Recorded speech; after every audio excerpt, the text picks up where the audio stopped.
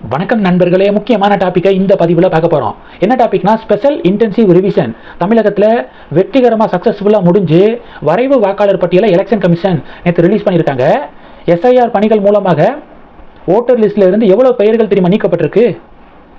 எவ்வளோ பேர்னா 97,37,832 பேர் நீக்கப்பட்டிருக்கு. ஓட்டர் லிஸ்ட்டில் இருந்து தமிழகத்தில் இருந்த மொத்த வாக்காளர்களுடைய எண்ணிக்கையில் 15.18% ரிமூவ் செய்யப்பட்டிருக்கு. சென்னையிலலாம் பார்த்தீங்கன்னா, சென்னையில் 14,25,000 பெயர்கள் சென்னையிலிருந்து மட்டும் தூக்கப்பட்டிருக்கு. அதில் ஸ்டாலின் அவர்களுடைய கொளத்தூர் தொகுதியில் 1,03,812 வாக்குகள்னு சொல்லக்கூடாது, மதன் கௌரியெல்லாம் அப்படி தான் வீடியோ போட்டிருக்காரு. இவ்வளோ வாக்குகளை நீக்கிட்டாங்க, அவ்வளோ வாக்குகளை நீக்கிட்டாங்க அப்படின்னு சொல்லிட்டு பதிவுகள் போட்டிருக்காரு. ஆக்சுவலாக அது வாக்குகள் அப்படின்னு நம்ம சொல்லக்கூடாது. ஏன்னா 2002 தான் இதுக்கு முன்னாடி இது மாதிரி ஸ்பெஷல் இன்டென்சிவ் ரிவிஷன் தமிழகத்தில் நடந்துச்சு. 23 வருடங்களாக நடக்காமல் இருந்துச்சு. அப்போ அந்த 23 வருடங்களாக இறந்து போனவங்களாம் அந்த லிஸ்ட்டுக்குள்ளேயே தான் இருந்திருப்பாங்க. இறந்து போனவங்களுடைய பெயர்கள்லாம் ஓட்டர் லிஸ்ட் இருக்குது பார்த்தீங்களா, அதுலேயே தான் தேங்கிக்கிட்டே இருந்திருக்கும். பர்மனெண்ட்டாக வேறு இடத்துக்கு ஷிஃப்ட் ஆனவங்க, டபுள் ரிஜிஸ்ட்ரேஷன், இதெல்லாம் அந்த ஓட்டர் லிஸ்ட்லேயே தேக்கமாக இருக்கும். அதை 23 வருடங்களுக்கு பிறகு நீக்கும்போது இவ்வளோ பெருசாக ஹியூஜாக தான் நம்பர்ஸ் காட்டும். அதனால் இதில் முறைகேடு, ஏதோ ஒரு சதி இருக்குது அப்படின்னு சொல்லிட்டு திமுகவை சேர்ந்த சில பேர் பதிவுகள் போடுறாங்க. அதில் எனக்கு நம்பிக்கை இல்லை. ஏன்னா 23 வருடங்களுக்கு பிறகு பண்ணுறதுனால டெஃபினட்டாக இவ்வளோ பெரிய நம்பர்ஸ் டெஃபினட்டாக காட்டும். இதில் மாற்று கருத்தை இல்லை. இப்போது உங்களுடைய பேர் இல்லை அப்படின்னா யாரும் பேனிக் ஆகிட வேண்டாம்.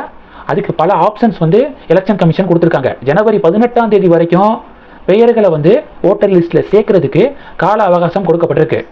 வரைவு வாக்காளர் பட்டியலில் பேர் இல்லைன்னா அப்ளிகேஷன் 6 இருக்குது பார்த்தீங்களா, படிவம், அதை வாங்கி அதை ஃபில் பண்ணி கொடுத்தா ஆட்டோமேட்டிக்காக பேர் சேர்ந்துடும். அதனால் யாரும் பேனிக் ஆக வேண்டாம்.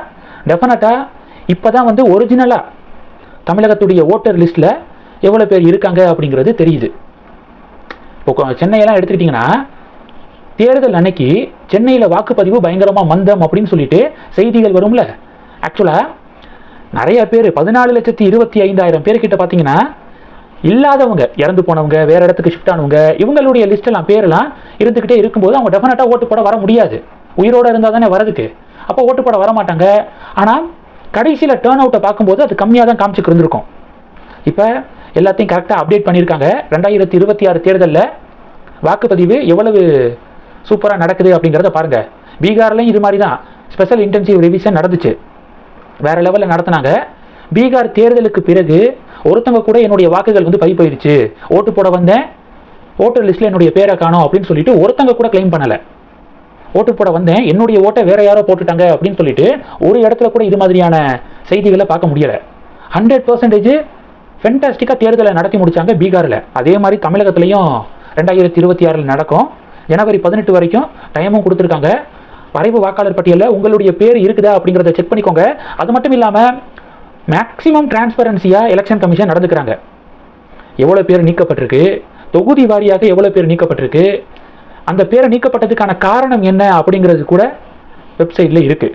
அதனால் செக் பண்ணிவிட்டு உங்களுடைய பேர் நீக்கப்பட்டிருந்துச்சுன்னா அப்ளிகேஷன் நம்பர் 6 அதை வாங்கி ஃபில்அப் பண்ணி நீங்கள் ஆவணங்கள்லாம் அட்டாச் பண்ணி கொடுத்தீங்கன்னா எலெக்ஷன் கமிஷன் ஆட் பண்ணிடுவாங்க.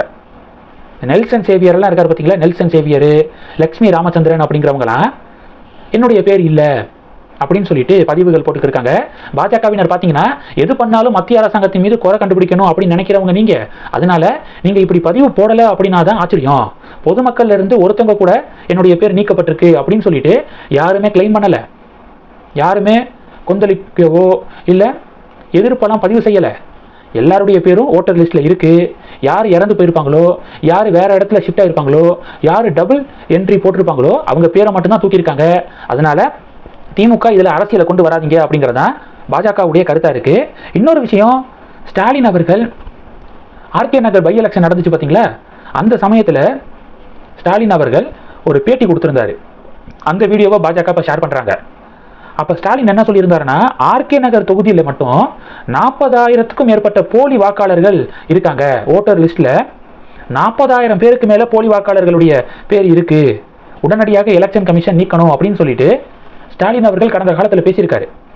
8 வருஷத்துக்கு முன்னாடியே பேசியிருக்காரு. 8 வருஷத்துக்கு முன்னாடியே 40,000னா இப்போ எலெக்ஷன் கமிஷன் வெளியிட்டிருக்கக்கூடிய அந்த டேட்டாவெல்லாம் மேட்ச் பண்ணி பார்க்கும்போது கரெக்டாக தான் ஸ்பெஷல் இன்டென்சிவ் ரிவிஷன் நடந்திருக்கும் அப்படிங்கிறது உறுதியாகுது. அடுத்து இன்னொன்று பாஜக சொல்கிறாங்க, என்றைக்குமே தமிழ்நாடு டெல்லிக்கு அவுட் ஆஃப் கண்ட்ரோல் அப்படின்னு ஸ்டாலின் அவர்கள் டைலாக் பேசுகிறாரு. டெல்லியில் எடுக்கிறது தான் முடிவு. எலெக்ஷன் கமிஷன் டெல்லியில் தானே இருக்காங்க. ஸ்பெஷல் இன்டென்சிவ் ரிவிஷன் நடத்த போகிறோம் அப்படிங்கிறத அறிவிச்சாங்க. நீங்கள் பார்த்தீங்கன்னா இல்லை நடத்தக்கூடாது அப்படின்னு சொல்லிட்டு கொந்தளிச்சிங்க. கடைசியில் யார் ஜெயிச்சது? டெல்லி தானே ஜெயிச்சாங்க, எலெக்ஷன் கமிஷன் தானே ஜெயிச்சாங்க. அப்போது இந்தியாவில் இருக்கக்கூடிய ஒன் ஆஃப் த ஸ்டேட்ஸில் ஒன்று தமிழ்நாடு தனி நாடு அப்படிங்கிற மாதிரி நீங்கள் ஃபஸ்ட் யோசிக்கிறத நிப்பாட்டுங்க அப்படின்னு பாஜக பதிவுகள் போடுறாங்க. இந்த டாபிக்ஸ் எல்லாத்தையும் பற்றி உங்களுடைய பார்வைகளை மறக்காமல் கமெண்ட் பண்ணுங்கள். தொடர்ந்து கணக்கில் இருங்க. அடுத்தடுத்து நிறையா பதிவுகளை பார்க்க போகிறோம். நன்றி.